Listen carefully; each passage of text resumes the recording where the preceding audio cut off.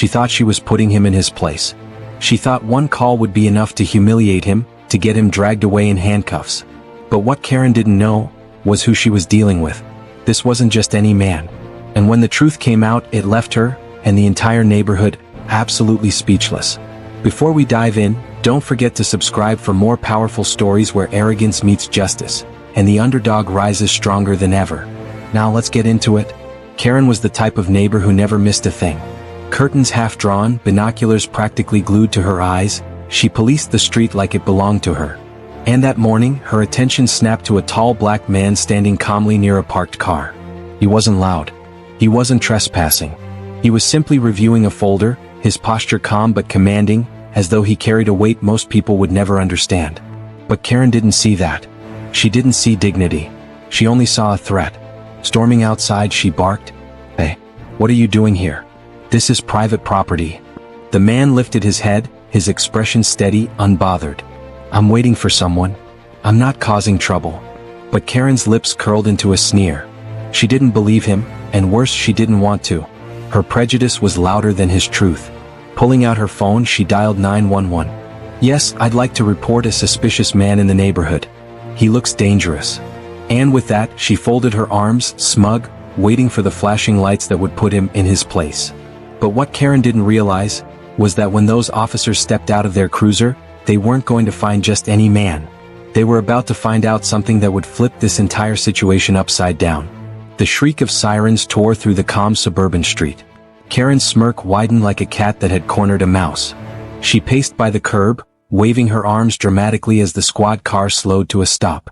"There he is," she shouted before the officers even opened their doors.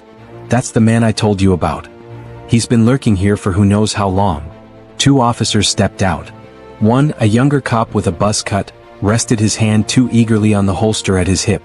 The other, older with graying temples, squinted at the man standing by the car.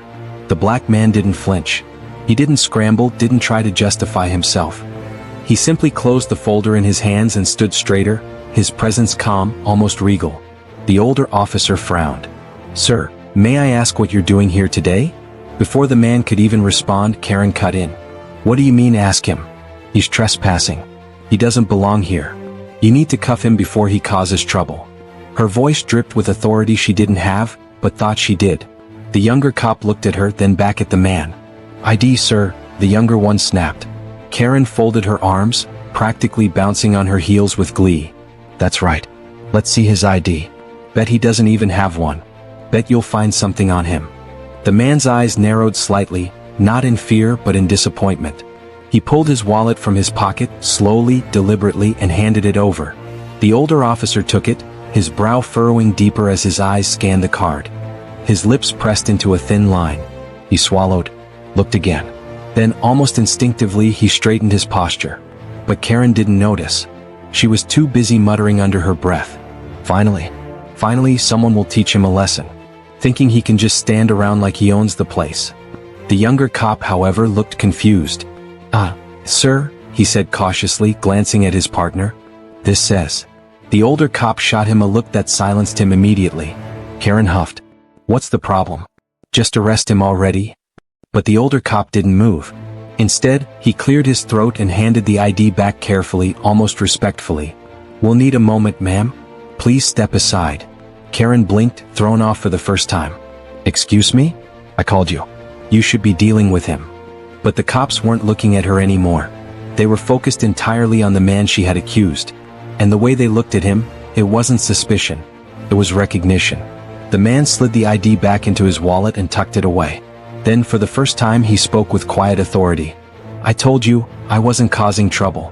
But some people," he glanced at Karen, "see only what they want to see." Karen's mouth dropped open, her confidence wobbling. The younger cop stepped closer to the older one, whispering urgently. "That's really him?" The older officer nodded subtly. "Yes, it is." Karen caught the whisper. Him? Him who? What are you talking about?" But before she could press further, the older officer turned to her, his expression suddenly stern.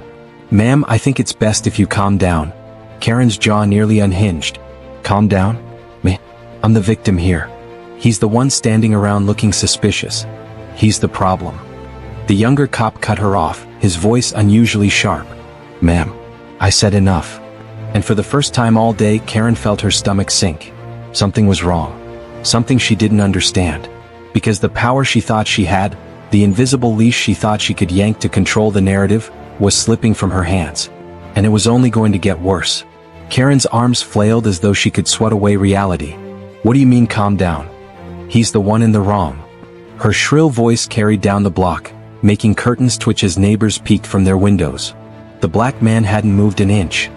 He simply stood, his gaze steady as if he'd weathered storms like this before. His stillness, his silence, it gnawed at Karen's pride. Because she knew, deep down, that she was losing control. The older officer stepped closer to him, lowering his voice. "Sir, would you prefer we escort you inside? We don't want a scene." "Escort? Inside?" Karen's brain short-circuited. "What are you talking about? He doesn't live here. He doesn't belong here."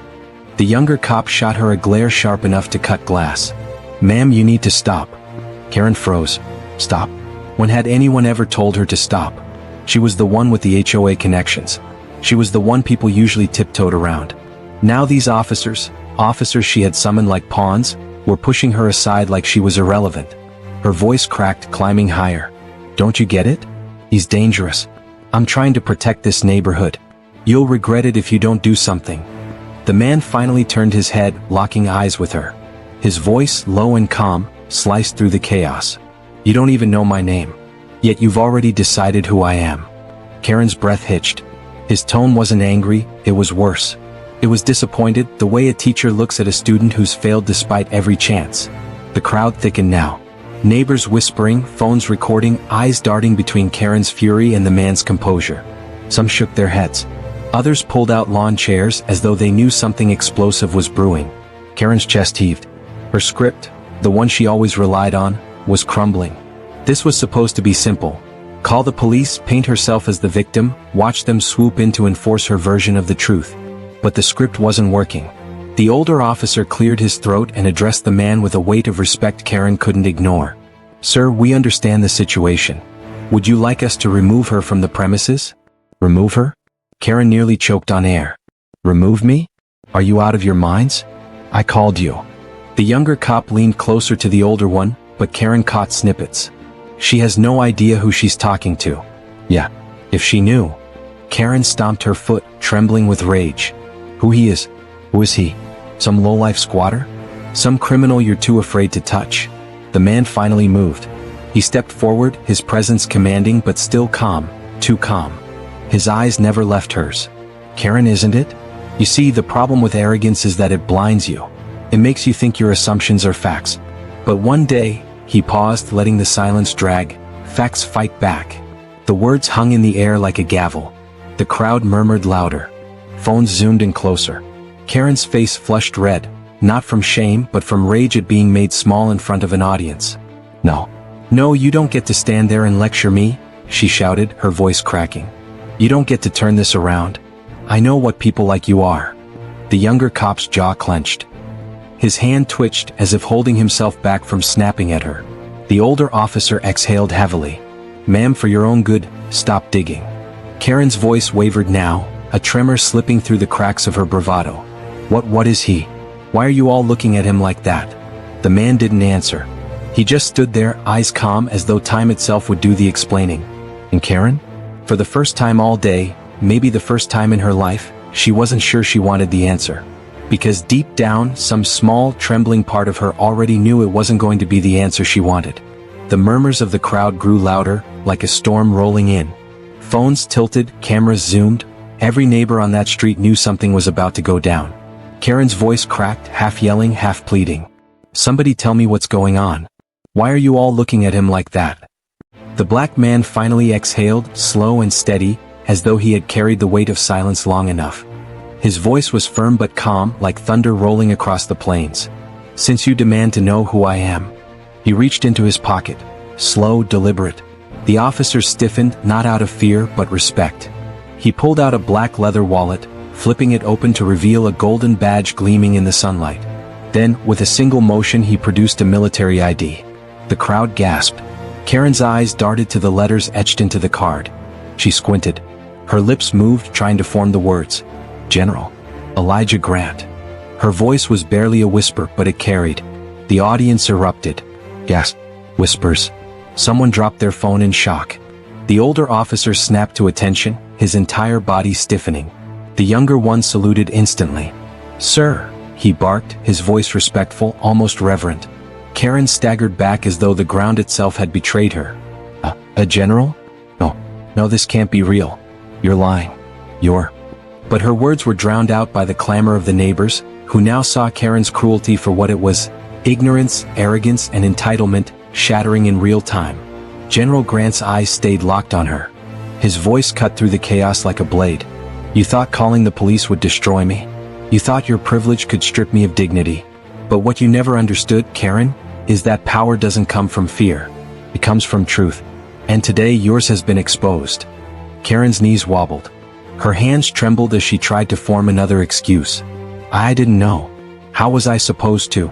The younger officer stepped in front of her, shaking his head in disgust. "Ma'am, ignorance isn't an excuse. You tried to weaponize us against an innocent man." The older officer's voice carried the weight of finality. "You didn't just insult a neighbor.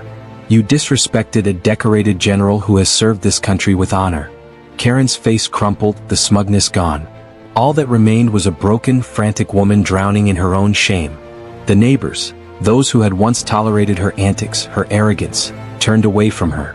Some muttered under their breath. Others shook their heads. The power she once wielded in that neighborhood had evaporated like smoke. General Grant didn't gloat. He didn't shout. He didn't need to. His presence alone was victory. Instead, he looked at the crowd, then back at Karen. This is what happens when judgment comes before understanding. When hate speaks louder than reason. Let today be a reminder, for all of us. The crowd went silent. Even the officers looked humbled. Karen's mouth opened, but no words came. For the first time, Karen, the woman who never stopped talking, never stopped demanding, was speechless. General Grant turned to the officers. "I don't want her arrested. Her punishment is already here. She has to live with the shame she's brought on herself." The officers nodded, their respect clear. Karen's eyes filled with tears. Not from remorse, but from humiliation. She turned, stumbled, and fled into her house, slamming the door behind her. The silence that followed was deafening. Then the neighbors began to clap. One by one, the sound of hands slapping together filled the street until it became thunder. Applause, not for Karen but for the man she had tried to humiliate. General Grant simply nodded, acknowledging the crowd, then walked toward his home with quiet dignity. This wasn't just about Karen. This wasn't just about one street. It was about every moment when prejudice tries to speak louder than truth. And on this day, truth had spoken back. And there you have it. Karen thought she could use the police to tear down an innocent man. But instead, the truth exposed her, and the very people she relied on turned against her. Never underestimate the quiet strength of the underdog. Never assume you know someone's story based on appearances. Because sometimes, the person you're trying to break is carrying a power far greater than you can imagine. Now let me ask you, have you ever seen someone try to misuse power, only to have it backfire in the most unexpected way? Share your thoughts in the comments below. And before you go, don't forget to like this video, subscribe to the channel, and hit the bell icon so you never miss another powerful Black story of resilience and justice. Because here we expose the truth, one story at a time.